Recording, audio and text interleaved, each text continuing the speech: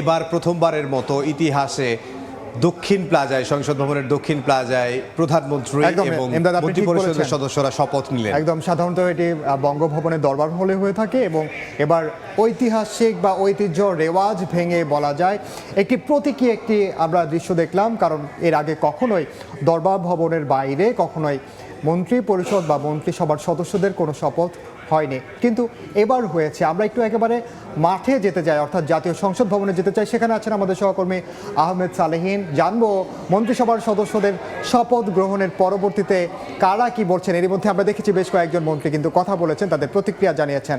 আমরা একটু সেখানে যেতে চাই এবং দেখব সেখানকার অবস্থা, সবশেষ অবস্থা কি। সালেহীন,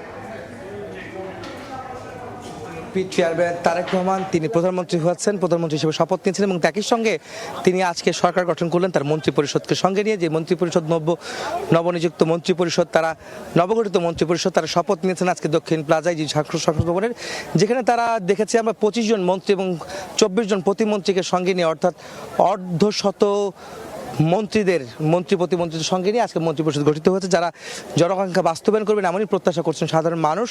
এবং বিএনপি চেয়ারম্যান তারেক রহমানও কিন্তু এর আগে বলেছিলেন যে তারা যে নিরঙ্কুশ সংখ্যাগরিষ্ঠ নিয়ে তারা সরকার গঠন করতে যাচ্ছে, সেই সরকারে জনগণের ম্যান্ডেট তারা পূরণ করবেন। জনগণের যে ম্যান্ডেট নিয়ে তারা এসেছেন সেই ম্যান্ডেট বাস্তবায়নে তারা কাজ করবেন এবং তারা ইশতেহারকে বাস্তবায়ন করবেন, ইশতেহার পূরণ করবেন। আমরা জানি যে তারেক রহমান আজকে বিকেলে এখানে আসেন এবং রাষ্ট্রপতি মোহাম্মদ শাহাবুদ্দিন তিনি আজকে এই মন্ত্রিপরিষদের শপথ পড়ান। একই সঙ্গে প্রধানমন্ত্রী তারেক রহমানকে কিন্তু শপথ পড়িয়েছেন। আমরা এখন একটু কথা বলার চেষ্টা করব, আমাদের সহকর্মী আছেন শাতিলা শারমিন, আমরা চেষ্টা করবো তার সাথে কথা বলার জন্য। এবং আমরা জানতে চাইবো, শাতিলা আপনি তো আজকে এখানে ছিলেন, আমরা দেখেছি আজকে মন্ত্রিপরিষদ এখানে গঠিত হলো এবং শপথ পড়লেন। দীর্ঘ অপেক্ষার কিন্তু একটি ফল কিন্তু আমরা দেখতে পেয়েছি, অর্থাৎ 3টি নির্বাচনে, অর্থাৎ 2026 সালের নির্বাচনের আগে আরও 3টি নির্বাচন অনুষ্ঠিত হয়েছে। সেই নির্বাচনগুলি বিতর্কিত, রাতের ভোট হয়েছে, দিনের ভোট রাতে হয়েছে, কিংবা একতরফা নির্বাচন কিংবা আমিরামি নির্বাচন, এইসবের অভিযোগে কিন্তু বিএনপি 2টি নির্বাচন বর্জন করেছিল। কিন্তু সবশেষ আমরা দেখেছি যে এই নির্বাচন অনুষ্ঠিত হলো 2026 সালে 12ই ফেব্রুয়ারি। এবং এই নির্বাচনকে আসলে কীভাবে দেখছেন? এই নির্বাচনের পরে আবার মন্ত্রিপরিষদ গঠন হচ্ছে, তাকে আপনি কীভাবে দেখছেন? সালিন, সেটি হচ্ছে যে দীর্ঘ প্রতীক্ষার একটি সরকার, নতুন সরকার গঠিত হলো আমাদের বাংলাদেশের জন্য। এই সময়টি খুবই গুরুত্বপূর্ণ একটি সময় যাচ্ছে এবং বলতে হয় যে ইতিহাস তৈরি হলো এখন। কারণ গণ অভ্যুত্থানের পর 24-এর যে গণ অভ্যুত্থান ছিল, সেই গণ অভ্যুত্থানের পর যে 1.5 বছরের যে অন্তর্বর্তীকালীন সরকার, সেই অন্তর্বর্তীকালীন সরকারের কাছে কিন্তু একটি চাহিদা গণমানুষের ছিল, সেটি হচ্ছে একটি নির্বাচিত সরকার যাতে সংসদে আসে। নির্বাচিত সরকার সংসদে আসলে তার যে চাহিদাগুলো, অর্থাৎ সাধারণ মানুষের যে দাবি দেওয়াগুলো, সেই দাবি দেওয়াগুলো যাতে পূরণ করে। সেই কারণে কিন্তু আমরা সকাল থেকেই দেখছিলাম যে সংসদ ভবনের এই জায়গায় কিন্তু শপথ গ্রহণ অনুষ্ঠান হচ্ছে।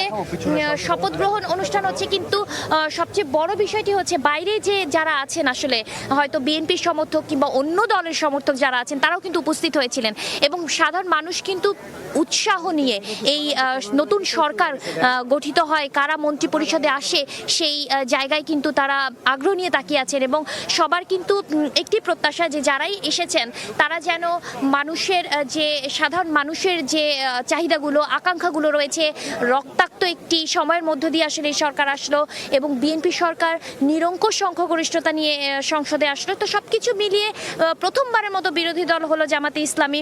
তো সেই জায়গা থেকে অনেক কিছুই নতুন। আমরা এই সংসদ ভবনে যে শপথ বাক্য পাঠ করানোর যে আয়োজনটি দেখলাম, এটিও একটি নতুন ইতিহাস। কারণ কখনোই আসলে এভাবে মন্ত্রিসভা কখনো শপথ নেয়নি। তো সেই সম্পূর্ণ একেবারে ব্যতিক্রম দেখেছে যে সংসদ, আমরা সব দেখি যে বঙ্গভবনে শপথ অনুষ্ঠিত হয়, কিন্তু আজকে দেখলাম যে জাতীয় সংসদ ভবনের দক্ষিণ প্লাজায় এই শপথটি হয়েছে। এই বিষয়টি বলবেন? দক্ষিণ প্লাজায় এই শপথটির কারণ আসলে আমরা দেখেছি প্রথমবারের মতো প্রধান নির্বাচন কমিশনার আসলে এমপিদের অর্থাৎ সংসদ সদস্যদের শপথ বাক্য পাঠ করিয়েছেন।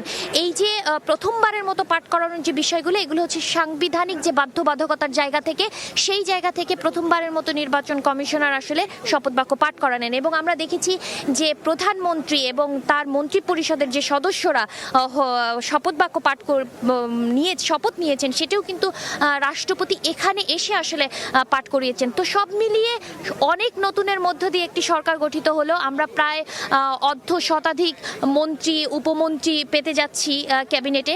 সেই জায়গা থেকে আসলে তারা কিভাবে কাজ করবেন, আমরা কয়েকজনের কাছে জিজ্ঞেস করেছিলাম আসলে তারা কিভাবে সরকার, তাদের সামনে চ্যালেঞ্জগুলো কি। তারা বলেছেন যে এই 17 বছরের গ্লানি বা সমস্যা একদিনে মেটানো সম্ভব না, তারা চেষ্টা করবেন ধীরে ধীরে এইটা সমস্যার সমাধানের দিকে আনার। ধন্যবাদ শাতিল আপনাকে। আমরা শুনছিলাম শাতিলের কাছ থেকে তার এই যে বিশ্লেষণ এবং আজকে যে শপথ গ্রহণ হয়েছে, সেই শপথে আসলে তরুণদের একটি মিশ্রণ ছিল, তরুণ এবং প্রবীণদের মিশ্রণে এই শপথটি অনুষ্ঠিত হয়েছে, মন্ত্রিপরিষদ গঠিত হয়েছে এবং ব্যতিক্রমভাবে সংসদ ভবনের দক্ষিণ প্লাজা, যেটা আমরা সবসময় দেখি যে বঙ্গভবনে মন্ত্রিপরিষদের শপথ অনুষ্ঠিত হয় সরকার গঠন করে, যারাই সরকার গঠন করেছিলেন, কিন্তু তার ব্যতিক্রম আজকে দেখেছি। তবে আজকে এই শপথ গ্রহণ শেষে আমরা দেখছি অতিথিরা সবাই চলে যাচ্ছেন এবং তার একটা আনন্দঘন পরিবেশ এবং যে আনন্দঘন একটি মুহূর্ত আমরা দেখেছি, তা কিন্তু আসলে বলাই যায়।